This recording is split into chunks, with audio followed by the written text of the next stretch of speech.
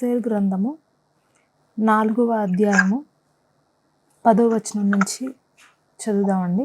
పిలువబడక పురుషుడే గాని స్త్రీయే గాని రాజు యొక్క అంతర్గృహమున ప్రవేశించిన ఎడల బ్రతుకునట్లుగా రాజు తన బంగారపు దండమును ఎవరి తట్టు చూపునో వారు తప్ప ప్రతివాడు సంహరింపబడునన్న కఠినమైన ఆజ్ఞ కలదని రాజు సేవకులందరికీ అతని సంస్థానంలోనున్న జనులందరికీ తెలిసే ఉన్నది. నేటికి 30 దినముల నుండి రాజునొద్దకు ప్రవేశించుటకు నేను పిలువబడలేదని చెప్పుమనెను. ఇక్కడ యూదులకు ఒక థ్రెట్ వచ్చింది. హామాను అనేటువంటి ఒక అధికారి నుంచి. అతను మరి యొక్క గ్రంథం మీరు చదివి ఉంటే కనుక మీకు అర్థమైపోతుంది. అతను యూదుల్ని సంహరించాలని, యూదుల యొక్క ఆ జాతి అంతా కూడా నాశనం చేయాలని ఒక కుట్ర వేసి, ఒక కుట్రను పన్ని మరి రాజుకు యూదుల గురించి తెలియజేసి వారిని ఎలాగైనా నశింప చేయాలని ఒక ఆలోచన చేస్తాడు. మరి ఆలోచన అంతయు కూడా ఈ మొర్దెకై అనేటువంటి ఈ ద్వారపాలకుడిగా ఉన్నటువంటి మొర్దెకై, ఇతను ఒక యూదుడు. ఈయన తెలుసుకొని యూదురాలుగా ఉన్నటువంటి ఎస్తేరుకు, రాజగృహంలో ఈమె ఉంటుంది యూదురాలుగా, మరి ఈమెకు తెలియచేయమని చెప్తాడు.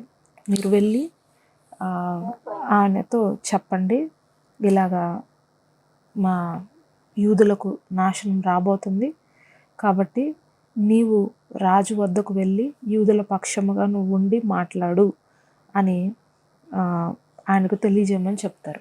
ఆవిడకి తెలియజేయమని చెప్పినప్పుడు మొర్దెకై తరపున ఒక వ్యక్తి మరి ఎస్తేరు రాణి దగ్గరికి వెళ్ళి ఈ సంగతి అంతా చెప్పినప్పుడు ఎస్తేరు రాణి మాట్లాడుతుంది. ఏంటంటే, పిలువబడకుండా పురుషుడే కానీ స్త్రీయే కానీ ఎవ్వరూ కూడా రాజగృహంలోకి వెళ్ళటానికి అధికారం లేదు. అయితే ఇప్పటికీ నన్ను పిలవకుండా ఇప్పటికి 30 దినములు అంటే 1 రోజులు అయిపోతుంది నన్ను పిలవకుండా రాజు. ఇప్పుడు కనుక నేను ఆయన దగ్గరికి వెళ్ళానంటే, మరి ఆయన యొక్క అనుమతి లేకుండా నేను అక్కడికి ప్రవేశించానంటే నేను రాణిని అయినప్పటికీ కూడా నన్ను ఆయన చంపేస్తారు.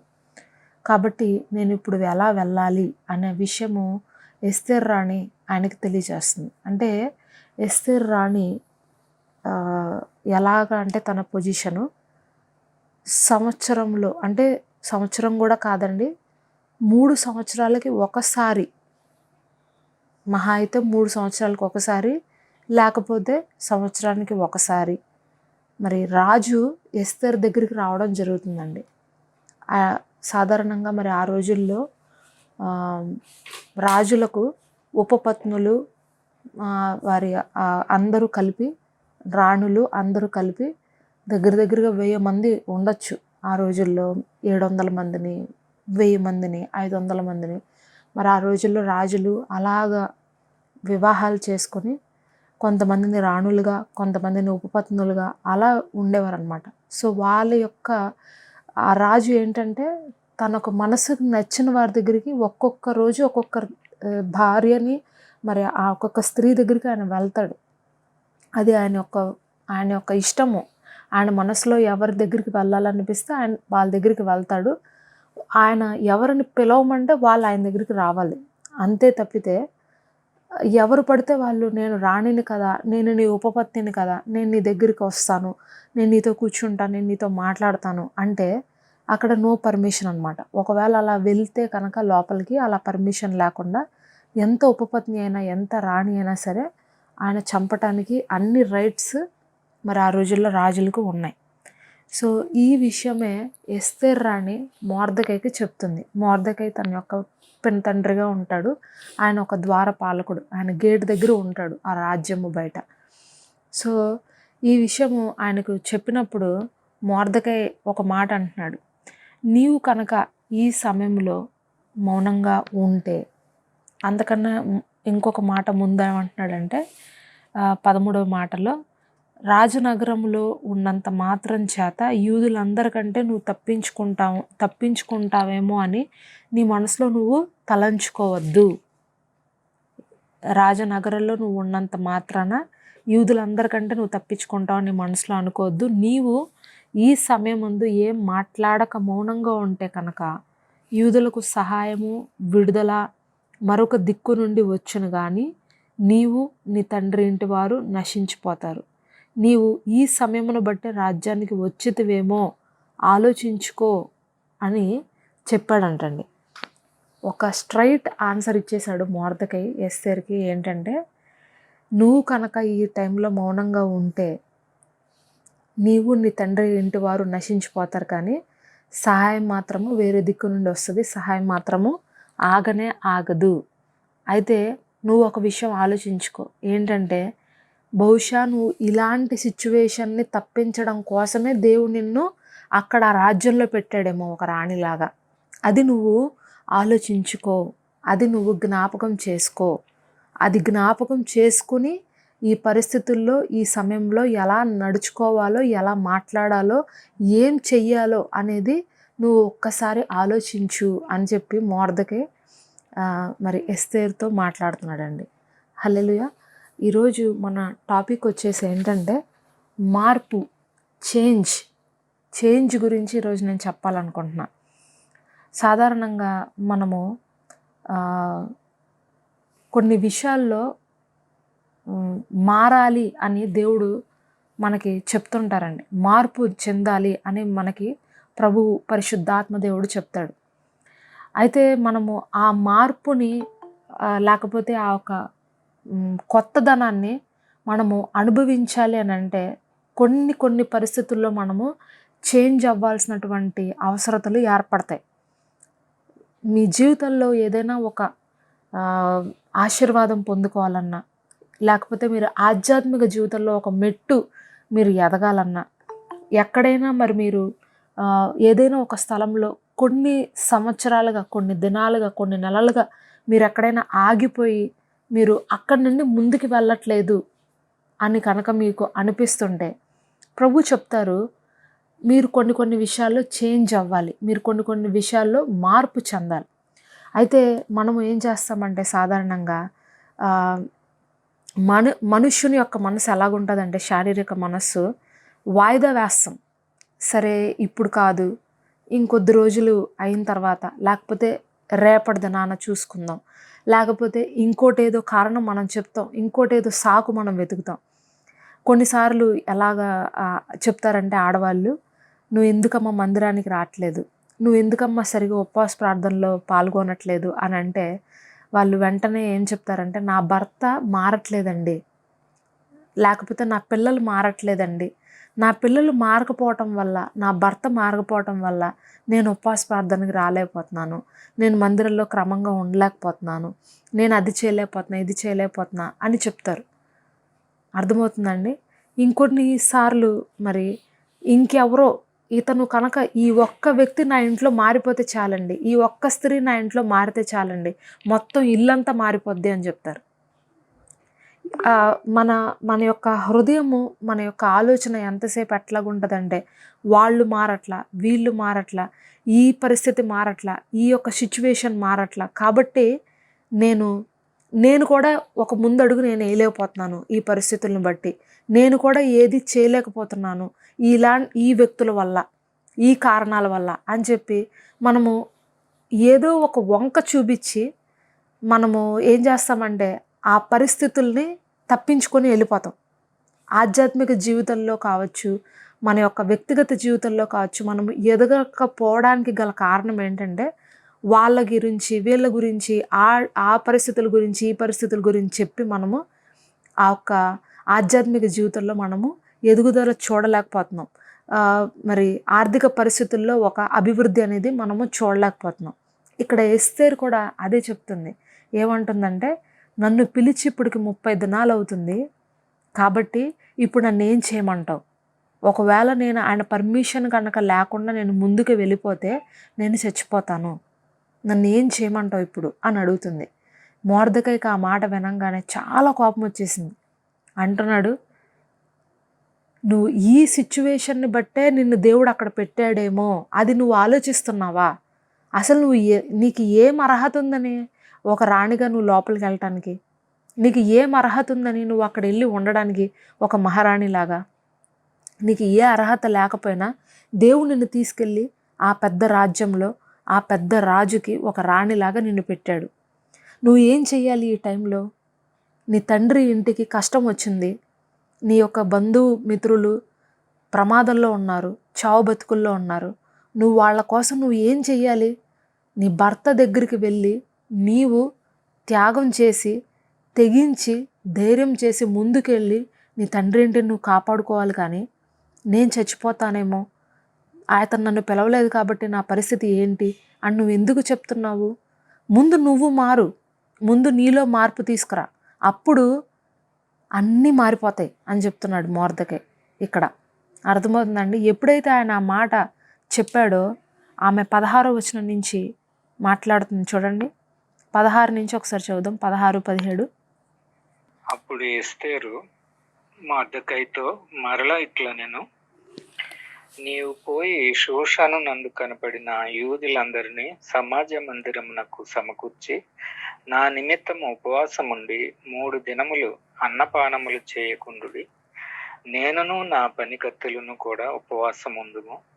ప్రవేశించుట న్యాయ వ్యతిరేక్తముగా నున్నను. నేను రాజునొద్దకు ప్రవేశించుదును. నేను నశించెదను. అటువలనే మొర్దెకై బయలుదేరి ఎస్తేరు తనకు ఆజ్ఞాపించిన అంతటి ప్రకారముగా జరిగించెను. ఆమేన్. చూడండి, ఇప్పుడు ఆమె అసలైన పాయింట్కి వచ్చింది. ఏంటంటే, నేను నశించదను. ప్రవేశించడం న్యాయ వ్యతిరేక్తంగా ఉంది, అయినప్పటికీ నేను చనిపోతా, కానీ దేవుడు చెప్పిన మాటని నేను నెరవేరుస్తాను. నా కోసం దయచేసి మీరు అందరూ ఉపవాసం ఉండండి, నేను కూడా ఉపవాసం ఉంటాను.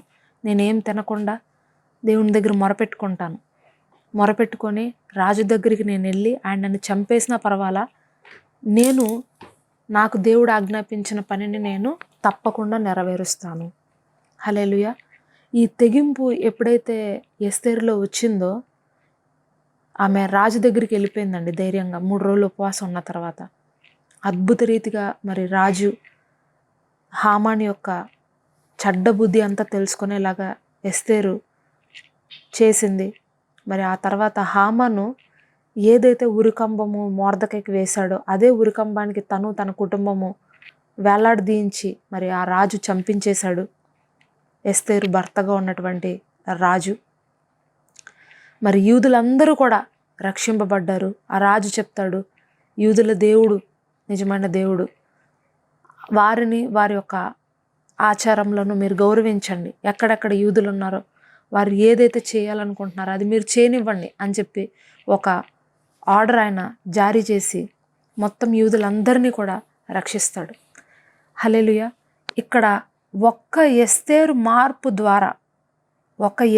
యొక్క మార్పు ద్వారా ఆమె తెగింపు ద్వారా మొత్తం యూదా జాతి అంతా కూడా రక్షించబడింది. హల్లెలూయా.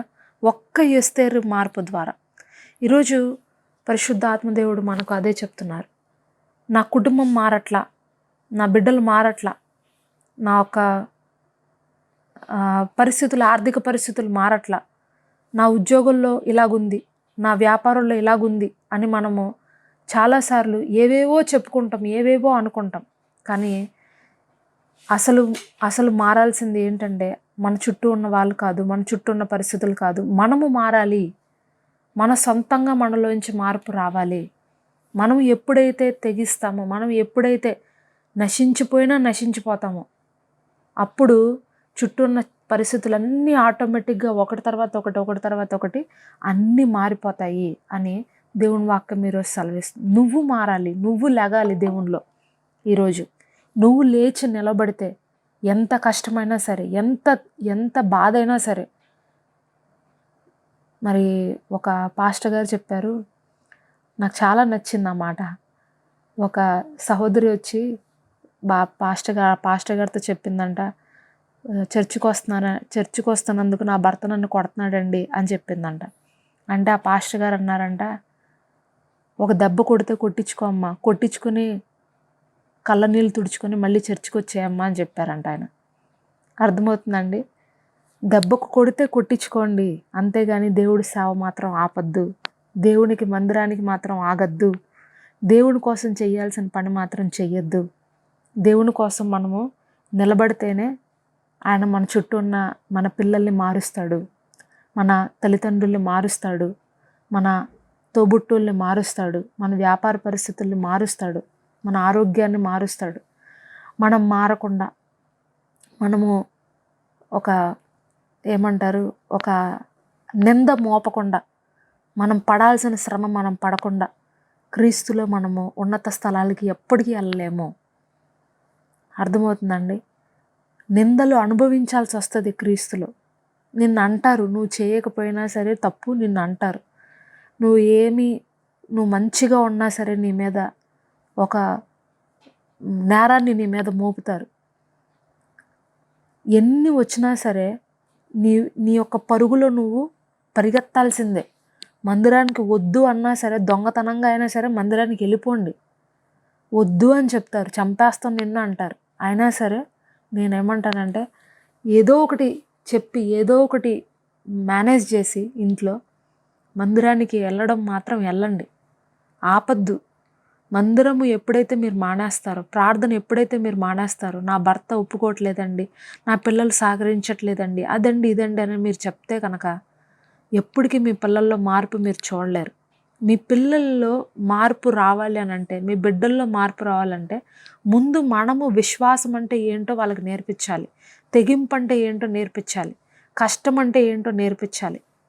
అది మీరు చేస్తే, మీరు నిలబడితే ఆటోమేటిక్గా వాళ్ళు కొద్ది రోజులు మిమ్మల్ని ద్వేషించిన, మిమ్మల్ని తిట్టుకున్న, మిమ్మల్ని దూషించిన ఒకరొక రోజు వస్తుందండి, వాళ్ళు మిమ్మల్ని బట్టి వాళ్ళు మారతారు. మీరు నిలబడిన ఆ విశ్వాసాన్ని బట్టి, మీరు నుంచున్నటువంటి ఆ ఒక్క మార్గాన్ని బట్టి వాళ్ళు తప్పకుండా మారతారు. మనం నిలబడాలి. కొద్ది రోజులు మనకి కష్టాలు వస్తాయి, కొద్ది రోజులు మనకి బాధలు వస్తాయి. క్రీస్తులో సద్భక్తితో నడవను ఉద్దేశించిన వారు హింసలు పొందుతారు అని వాక్యం రాయబడి ఉంది. మనం సద్భక్తితో వెళ్తున్నప్పుడు మనకి హింసలు వస్తాయి. అలాగని దేవుడు చేయి విడిచిపెట్టేస్తాడు అని అర్థం కాదు. మీ కుటుంబాలు కూలిపోతాయి అని అర్థం కాదు. తప్పకుండా మీ కుటుంబం కట్టబడుతుంది. మీ కుటుంబ సభ్యులందరూ పరలోక రాజ్యానికి వెళ్ళాలి, వాళ్ళు మారాలి అని అంటే, నీవు కొద్ది రోజులు శ్రమ అనుభవిస్తే, నీవు కొద్ది రోజులు ఆ కష్టాన్ని నువ్వు నీ యొక్క భుజాల మీద ఎత్తుకుంటే తప్పకుండా నీ ఫ్యామిలీ అంతా సేవ్ అవుతుంది ఒకరోజు. హల్లెలూయా. అక్కడ ఎస్తేరు తీసుకున్న నిర్ణయం చాలా బాగుంటుంది. ఆమె ఏమంటుందంటే, నేను నశించిపోయినా నశించిపోతాను. ఇలాంటి డెసిషన్ ఈరోజు మనం తీసుకోవాలి. నేను ఏమైపోయినా పర్వాలేదు, కానీ నా దేవుడి యొక్క పనిని నేను చేస్తాను. నా దేవుడు నాకు ఏదైతే ఉద్దేశించాడో, ఈరోజు నన్ను ఎందుకు ఈ ఇంట్లో పెట్టాడు, నేను ఒక్కదాన్నే ఎందుకు ఇంట్లో రక్షించబడ్డాను, నేను ఒక్కడినే ఎందుకు దేవుడు దేవుడు దేవుడు అని ఎందుకు నాకు ఈ తపన వస్తుంది, ఎందుకు నాకు ఈ ఆరాటం వస్తుందంటే, నా చుట్టూ ఉన్న వాళ్ళందరినీ నన్ను వాళ్ళని రక్షించడానికే దేవుడు నన్ను ఇంట్లో పెట్టాడు, ఈ ఉద్యోగంలో పెట్టాడు, ఈ వ్యక్తుల మధ్యలో పెట్టాడు, ఇలాంటి మొండి ప్రజల మధ్యలో నన్ను పెట్టాడు. ఎప్పుడూ కూడా ఈ మొండి ప్రజలు, వీళ్ళు కఠినాత్ములు, వాళ్ళు మారరు అని మనం ఎప్పుడు చెప్పకూడదండి. ఎందుకు మారరు? దేవుడికి అసాధ్యమైనది ఏదైనా ఉందా? ఏది లేదు. స్టార్టింగ్లో పంజాబ్ వచ్చినప్పుడు మేము అట్లాగను మొండి మనుషులు, మూర్ఖులు అని అనుకునేదాన్ని, నేను ఎప్పుడు అలాగే అనుకునేదాన్ని. కానీ ఒకరోజు ప్రభు అన్నారు, వాళ్ళ మీద ఎందుకు నువ్వు సాగు చెప్తావు, వాళ్ళ మీద ఎందుకు నువ్వు నెపం చెప్తావు, వాళ్ళని మార్చగలిగిన శక్తి నాకు లేదా అని అన్నాడు. నేను మారుస్తాను వాళ్ళని. నువ్వు వాళ్ళ కోసం కన్నీరు కార్చు, నువ్వు వాళ్ళ కోసము పరితపించు, వాళ్ళ కోసం నువ్వు త్యాగం చేయి, వాళ్ళ కోసం ఉపవాసం ఉండు, వాళ్ళ కోసం ప్రార్థన చేయి, తప్పకుండా వాళ్ళు మారతారు. ఎంత కఠినాత్ములైనా, ఎంత నరహంతకులైనా సరే మార్చగలిగినటువంటి శక్తి నాలో ఉంది. వాళ్ళ మీద నువ్వు నెపం చెప్పొద్దు, వాళ్ళ మీద నువ్వు సాకు చెప్పొద్దు, వాళ్ళు మారరు ప్రభువా అని నువ్వు చెప్పొద్దు. నువ్వు ప్రార్థన చేయి, ప్రార్థించడం నీ పని, త్యాగం చేయడం నీ పని, ఉపవాసం ఉండడం నీ పని, మొర పెట్టుకోవడం నీ పని, ఆ వ్యక్తుల్ని మార్చడం నా పని. హల్లెలూయా. వాళ్ళని రక్షించటము నా పని. వారి కోసము నిత్య జీవము సిద్ధం చేయడం నా పని. ఎప్పుడు ఏ విధంగా మారతారు అనేది నీకు తెలియదు, కానీ నువ్వు చెయ్యాల్సింది ఈరోజు నువ్వు చేయి. అర్థమవుతుందండి? వెంటనే మారడము, వెంటనే తక్షణమే యాక్షన్ తీసుకోవడము అనేది దేవుడికి చాలా ఇష్టమైనటువంటి కార్యం అండి. దేవుడు ఏదన్నా ఒక పని చెప్పినప్పుడు వెంటనే మనము దాన్ని రియాక్ట్ అవ్వాలి. నువ్వు ఈరోజు ప్రార్థన చెయ్యి, ఈరోజు నువ్వు ఉపవాసం ఉండు, ఈరోజు మందిరానికి వెళ్ళు అని అంటే వెంటనే మనం దానికి దేవునికి రెస్పెక్ట్ ఇవ్వాలి. ఆ మాటకి మనం వెంటనే రియాక్ట్ అవ్వాలి. ఇక్కడ మార్కు సువార్త 1వ అధ్యాయంలో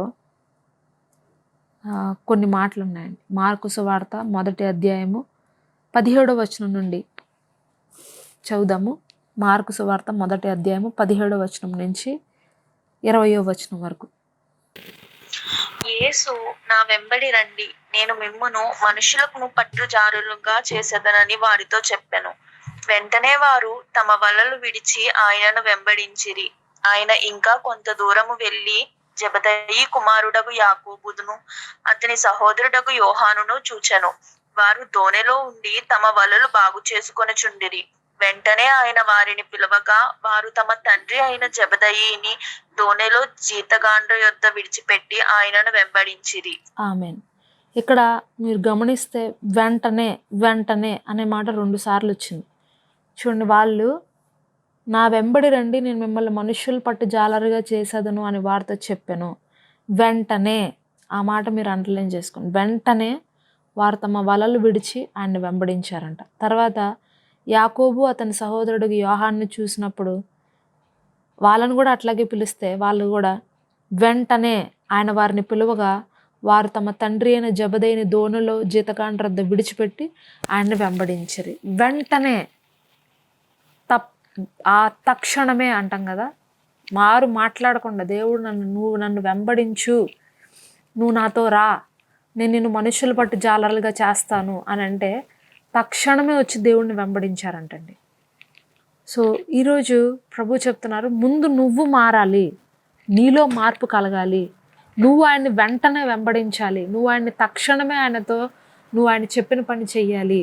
అప్పుడు నేను నిన్ను ఆశీర్వదిస్తాను, అప్పుడు నీ కుటుంబాన్ని నేను మారుస్తాను, నీ బిడ్డలు నేను మారుస్తాను, నీ వ్యాపారంలో నేను మార్పు తీసుకొస్తాను, నీ ఉద్యోగంలో నేను నీకు మంచి ప్రమోషన్స్ ఇస్తాను, నువ్వు చేయవలసిన కార్యాలన్నీ కూడా నేను నీకు వెంటనే చెప్తాను. చాలామంది మరి అడుగుతారు, దేవుడికి నా పట్ల చిత్తం ఏంటో చెప్పండి, నా పట్ల చిత్తం ఏంటో చెప్పండి అంటే, ఫస్ట్ నువ్వు దేవుడు నీకు ఏదైనా చెప్పినప్పుడు వెంటనే నువ్వు దానికి రెస్పాండ్ అయితే కనుక ఒక కార్యములో ఆ కార్యంలో నువ్వు నమ్మకంగా పనిచేస్తే ఆ నెక్స్ట్ ఏం చేయాలో నీకు చెప్తాడు, ఆ నెక్స్ట్ ఏం చేయాలో చెప్తాడు. ప్రభు ఎప్పుడూ కూడా నీకు పూర్తిగా ఒక ప్లాన్ వేసేసి ఇది నీ జీవితంలో నా ప్రణాళిక, ఇది నువ్వు దీన్ని చేసేయి అని చెప్పడండి. దేవుడు ఎప్పుడూ కూడా మీకు అడుగడుగున నేర్పిస్తూ ఉంటాడు తన చిత్తం ఏంటనేది. ప్రభు ఈరోజు మీకు మరి ఈ మందిరంలో నువ్వు ఈ కార్యము చెయ్యి అని చెప్పినప్పుడు ఆ కార్యము మీరు చేస్తే అక్కడ మీరు దాన్ని కంప్లీట్ చేసేసిన తర్వాత నీకు మళ్ళీ ఇంకొక బాధ్యత అప్పగిస్తాడు. ఇందులో నువ్వు నమ్మకస్తుడుగా ఉన్నావు, నమ్మకస్తురాలుగా ఉన్నావు, ఇప్పుడు ఇదిగో ఇంకో బాధ్యత నేను నీకు ఇస్తున్నా, ఇది కూడా చేయంటారు. అక్కడ కూడా మీరు నమ్మకస్తులుగా చేసేస్తే మళ్ళీ ఇంకో బాధ్యత ఇస్తాడు. అలా మీ బాధ్యతను పెంచుతూ ఒక రోజుకి మీరు ఏం చెయ్యాలో, మీరు దేనికోసం పిలువబడ్డారనేది మీకు ఒకరోజు ఫైనల్ చేస్తాడండి. హల్లెలూయా. ఒకేసారి మీ పిలుపు ఏంటో మీకు అర్థం కాదు, స్టెప్ బై స్టెప్ దేవుడు నేర్పిస్తాడు. అర్థమవుతుందండి? మీరు ఫస్ట్ ఒక మాటకి లోబడితే, ఫస్ట్ మీరు ఒక మాటకి మీరు ఒబే అయిపోతే అక్కడి నుండి దేవుడు మీ యొక్క నమ్మకత్వాన్ని బట్టి, మీ యొక్క యథార్థతను బట్టి, మీరు కంటిన్యూగా ఆయనతో నడిచే విధానాన్ని బట్టి దేవుడు మీకు అన్ని బాధ్యతలు అప్పగిస్తుంటాడు. కొంచెంలో నమ్మకంగా ఉండేవాడికి అత్యధికమైన విషయాల మీద కూడా నేను బాధ్యతను అప్పగిస్తాను. దేవుడు ఇప్పుడు ఈరోజు మీకు ఒక చిన్న పని, ఒకే ఒక పని చెప్పాడేమో, విజ్ఞాపన ప్రార్థన చెయ్యి, మందిరము ఊడువు, లేకపోతే మందిరానికి ఫైనాన్షియల్గా సహకరించు, లేకపోతే కొంతమంది ఆత్మల్ని నువ్వు గ్యాదర్ చేసి మందిరానికి తీసుకురా. ఇలా మీకు ఒక్కొక్కరికి ఒక్కొక్క పని చెప్పాడేమో. చిన్నపిల్లలకి వెళ్ళి సండే స్కూల్ చెప్పు, పాటలు పాడు అని మీకు ఒక పని మీకు చెప్పుంటాడు. ఈరోజు ఒక్కొక్కరికి ఒక్కొక్క పని దేవుడు చెప్తున్నాడు. చెప్తున్నప్పుడు మీ పనిలో మీరు కంటిన్యూగా ఆ ఒక్క వర్క్ని ఎంత కష్టమైనా సరే చెయ్యాల్సిందే. మీరు దాన్ని ఆపకూడదు. కొంతమంది ఏం చేస్తారంటే కొద్ది రోజులు నమ్మకంగా చేస్తారు, కొద్ది వారాలు నమ్మకంగా చేస్తారు, మధ్యలో ఏదో ఒక చిన్న శోధన వస్తుంది, ఏదో ఒక చిన్న బ్రేక్ వస్తుంది, అంతే, ఇంక అక్కడతో దాన్ని ఆపేస్తారు. చేస్తూ చేస్తూ చేస్తూ ఉన్న పనిని మధ్యలో ఆపేస్తున్నప్పుడు దేవునికి మీ పట్ల ఉన్న చిత్తం ఏంటో మీరు ఎరగలేరు ఎప్పటికీ కూడా. అర్థమవుతుందండి? మీకు ఒక పని చెప్పినప్పుడు దాన్ని కంటిన్యూటీగా చేయడం అనేది స్థిరత్వము అనేది దేవుడు మెచ్చేటువంటి కార్యము. స్థిరమైన మనస్సు, స్థిరమైన ఆలోచనలు, స్టెబిలిటీగా ఉండడము అనేది దేవుడు ఇష్టపడేటువంటి ఒక మంచి కార్యము. సో ఇక్కడ ఆయన శిష్యుల్ని ఆయన పిలిచినప్పుడు మీరు రండి నాతో అంటే వెంటనే వచ్చేసారంట. మాట్లాడలా, మా ఇంట్లో వాళ్ళని ఏం చేయాలి, వాళ్ళని ఏం చేయాలి, ఈ వస్తే మా బంధువులు ఏమన్నా అంటారేమో, నీ వెనకొస్తే మరి వాళ్ళు ఏమన్నా అంటారేమో, వీళ్ళు ఏమన్నా అంటారేమో, ఏం మాట్లాడలేదు. వాళ్ళు వెంటనే లోబడిపోయారంట దేవునికి. ఎస్తేరు కూడా నేను నశించిపోతా కానీ నేను నీ దగ్గరికి వస్తాను, నువ్వు చెప్పింది నేను చేస్తాను అని చెప్పింది. ఈరోజు ప్రభువు చెప్తున్నారు, మొదట మార్పు నీలోనే నువ్వు ప్రారంభించుకో, నీలో నుంచే నువ్వు స్టార్ట్ చేయి. ఏది చేయాలనుకున్నా నీ నుంచే ప్రారంభించుకో. ఎవరో మారాలి, ఎవరో ఏదో చెయ్యాలి, వాళ్ళు మారినప్పుడు నేను కూడా సెట్ అయిపోతాను, వాళ్ళు మారితే కనుక నేను కూడా మరి సరైపోతాను, అప్పుడు నేను కూడా భక్తిలో మంచిగా ఉంటాను అని ఎప్పుడూ చెప్పొద్దండి. ఎవరు మారకపోయినా నీ భక్తిలో నువ్వు కొనసాగిపో, నీ భక్తిలో నువ్వు పరిగెత్తు, నీ పిలుపులో నువ్వు పరిగెత్తు. నిన్ను బట్టి నీ కుటుంబం మారుతుంది, నీ చుట్టుపక్కల వాళ్ళు మారుతారు, నీ సంఘంలో నిన్ను బట్టి అనేక మంది ఆత్మలు మారుతారు, నీ ఊరిలో ఉన్న ప్రజలు మారుతారు, అనేక మందికి నువ్వు ఆశీర్వాదకరంగా ఉంటావు నీ ఒక్కడిని బట్టి, నీ ఒక్కదాన్ని బట్టి. హల్లెలూయా. నేను ఎందుకులే, నా వల్ల ఏమవుతుందిలే అని అనుకుంటే మనము ఎప్పటికీ ఎవరికి ఆశీర్వాదకరంగా ఉండలేము. నేను కనుక అలా అనుకుని ఉండుంటే ఈరోజు నేను మీతో మాట్లాడకపోయేదాన్నండి. నేను కనుక అలా మార్పు చెందకపోయి ఉంటే ఈరోజు నేను మీకు ఈ వాక్యం చెప్పకపోయేదాన్ని. మొట్టమొదటిగా నేను మారాను. నా కుటుంబం నాకు సహకరించకపోయినా, వాళ్ళు ఎవరు మారకపోయినా వాళ్ళని బట్టి నేను వెనక్కి వెళ్ళిపోలేదు, వాళ్ళని బట్టి నేను నా యొక్క విశ్వాసాన్ని నేను వదులుకోలేదు. ఎన్ని నిందలు అనుభవించాను, ఎన్నో అవమానాలు నేను పొందాను, ఎన్ని వచ్చినా ఎన్ని ఎదురు దెబ్బలు నాకు తగిలినా నా ప్రభువుని నేను వదల్లా. ఆయన ఎక్కడికి వెళ్ళమంటే అక్కడికి వచ్చాను, ఎక్కడ ఉండమంటే అక్కడ ఉంటున్నాము, ఏది చేయమంటే అది చేస్తున్నాం. ఈరోజు మీకు వాక్యం చెప్పగలిగేటువంటి స్థానంలో దేవుడు నన్ను పెట్టాడు అంటే ప్రభు ఏది చెప్పినా దానికి మేము లోబడ్డాం. హల్లెలూయా. మనము ముందుగా మారాలి. మనము మారితే ఇంకో 10 మందిని మనం మారుస్తాం. మనము లోబడితే ఇంకో 10 మంది మనల్ని బట్టి దేవునికి లోబడ్డం నేర్చుకుంటారు. కనుక ఈరోజు ప్రభువు మీకు ఒక నూతనమైన మనస్సు, నూతనమైన ఆలోచనలు మీకు ఇవ్వాలని కోరుకుంటున్నారు. ఒకవేళ మీరు ఏదైనా విషయాల్లో ఆగిపోయి ఉంటే దయచేసి మరలా మీరు దేవునితో ఒక మంచి తీర్మానం చేసుకుని, ప్రభువా నన్ను నేను మార్చుకుంటాను ప్రభువా, ఎవరి కోసమో నేను ఆగిపోను తండ్రి, ఏదో పరిస్థితి కోసం నేను ఆగిపోను ప్రభువా, ఏదో ఒక బలహీనత చూసి నేను ఆగిపోను ప్రభువా, నన్ను నేను మార్చుకుంటాను, మొట్టమొదట నేను మారతాను ప్రభువా, నన్ను మార్చు, నా జీవితంలో ఇక్కడిక్కడ చేంజెస్ చేయి తండ్రి, నేను తప్పకుండా నీ కొరకు నిలబడతాను అనే ఒక తీర్మానం చేయండి. ఈ రాత్రి ప్రభు మిమ్మల్ని ఎస్తేరులాగా ఒక దీవెనకరంగా, ఆశీర్వాదకరంగా అనేకులకు ఒక సాక్షిగా మారుస్తారు. మరి ఒక ప్రార్థన చేసుకుని సందేశాన్ని ముగించుకున్నామండి. ప్రార్థన. పరిశుద్ధుడా, ప్రేమ కలిగిన మా తండ్రి, నీకు వందనాలు ప్రభువా. అవును తండ్రి, మరి ఎస్తేరు చెప్పినట్లుగా నేను నశించదను, కానీ నేను నా దేవుని చిత్తము చేస్తాను అని ఆమె తీర్మానించుకున్నట్లుగా ఈరోజు మరి మేము కూడా తీర్మానం చేసుకుంటున్నాం ప్రభువా. నేను నశించుతాం. మేము నిందలో పడతాం ప్రభువా, అవమానాలు పడతాం ప్రభువా, కానీ నిన్ను, నీ సేవను, నీ యొక్క పిలుపును మేము ఎన్నటికీ విడిచిపెట్టం తండ్రి. నీ యొక్క చిత్తము చేయుటకు మేము నిలబడే విధంగా మాకు నువ్వు ఈ రాత్రి ధైర్యము కలిగిన ఆత్మను ఇవ్వమని కోరుకుంటున్నాను ప్రభువా. తండ్రి, నీ అభిషేకంతో మా ఒక్కొక్కరిని నింపండి నజరేయుడైన యేసు నామములో. మరి ఈ యొక్క ప్రార్థనలు ఏకీభవిస్తున్న వారిలో ఎవరైనా బహుశా ఇలాంటి పరిస్థితుల్లో ఉంటే దయతో వాళ్ళని కనికరించు ప్రభా, కాపాడు తండ్రి. ప్రభా మరి వారిని తిరిగి మరలా నీ కొరకు నీ సాక్షులుగా ఉండే విధంగా నువ్వు వారిని నిలబెట్టమని వేడుకుంటున్నాం తండ్రి. ఎస్తేరు లాంటి ఒక తెగింపు, ఎస్తేరు లాంటి ఒక ధైర్యం కలిగిన మనస్సును దయచేయండి. పేతురు, యోహాను, యాకోబు, ఆంద్రేయ లాంటి ఒక మంచి దేవా ధైర్యముతో నీ కొరకు విశ్వాసంతో నిలబడేటువంటి ఒక సమర్పణతో నిలబడేటువంటి ఒక జీవితంను ఇక్కడున్న ప్రతి ఒక్కరికి మీరు దయచేయండి ప్రభా. మరి వీరి కుటుంబ సభ్యులు వీరికి సహకరించకపోయినా మరి చుట్టూన్న వ్యక్తులు వీరిని మరి తక్కువ చేసి మాట్లాడిన తండ్రి, మరి దేనికి వీరు లోబడక ప్రభా ముందున్న పందెంలో ఓపికతో పరిగెట్టే విధంగా ప్రతి ఒక్కరిని రాత్రి మీరు ఆశీర్వదించి దీవించి ప్రభా మరి నీ కోసం ఒక మంచి సాధనంగా వీరందరూ వాడబడే విధంగా నీవే కృప చూపించమని ప్రార్థన నజరుడైన యేసుక్రీస్తు వారి అతి పరిశుద్ధ నామంలో అడిగి వేడుకుంటున్నాను నా ప్రియ పరలోకపు తండ్రి. ఆమెన్. మన తండ్రి యొక్క దీవెన, కుమారుని యొక్క కృపయు, పరిశుద్ధాత్మ ఆదరణకర్త అన్యోన్య సావాసము ఇప్పుడును ఎల్లప్పుడూ సదాకాలం తోడుగా ఉండి నడిపించి ఆశీర్వదించును గాక. ఆమెన్. ఆమెన్.